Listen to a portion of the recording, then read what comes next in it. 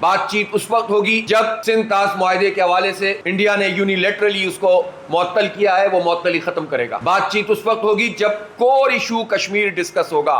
یہ سارا جھگڑا ہے کس لیے؟ یہ 4 جنگیں پاکستان اور انڈیا کے درمیان ہوئی کیوں ہیں؟ اس لیے ہوئی ہیں کہ انڈیا نے کشمیر میں ظلم کیا ہے۔ انڈیا ابھی بھی اس نے پہلگام واقعے کا ڈھول پیٹ کر کیا کیا؟ کشمیر میں ہمارے گھروں کو، ہمارے بچوں کو، ہماری عورتوں کو، ان کو ٹارگٹ کرنا شروع کیا، گھر مسمار کرنا شروع کیے، اور یہ کام وہ 78 سال سے کر رہا ہے۔ جب تک کشمیر اس کور ایشو پہ بات نہیں ہوگا، اور کور ایشو میں بھی ایک ہی بات ہے جو جسٹیفائڈ ہے، اور وہ یہ ہے کہ اقوام متحدہ کی قراردادوں کے مطابق کشمیر کا فیصلہ ہونا چاہیے۔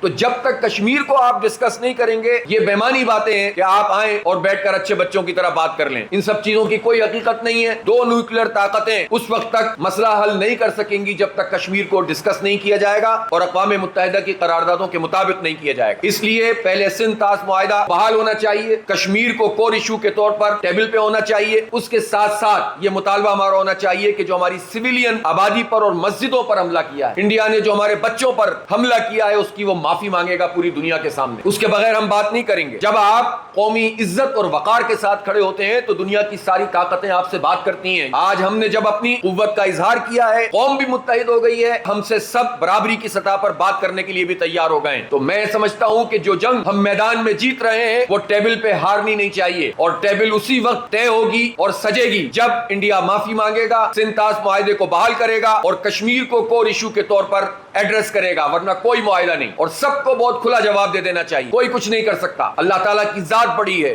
ہم نے اللہ کا نام لے کر یہ قوم سے اپیل کی ہے، ہماری آرم فورسز نے جہاد کی بات کی ہے، اللہ اکبر کا نعرہ لگایا ہے، اور ان اللہ یحب الذین یقاتلون فی سبیلہ صفا کانہم بنیان مرصوص کہہ کے بات کی ہے۔ تو بنیان مرصوص، یہ سیسا پلائی ہوئی دیوار، یہ مزید طاقتور ہو جائے گی جب آپ ان 3 کور ایشوز پر بات کریں گے۔ پاکستان ایسی مملکت نہیں ہے کہ جس کو جب چاہے امریکہ استعمال کرے اور جب چاہے ہم کسی اور کے لیے کام کریں۔ ہمیں اپنی آزادی اور خود مختاری کے ساتھ، عزت اور وقار کے ساتھ پوری دنیا سے بات کرنی ہے۔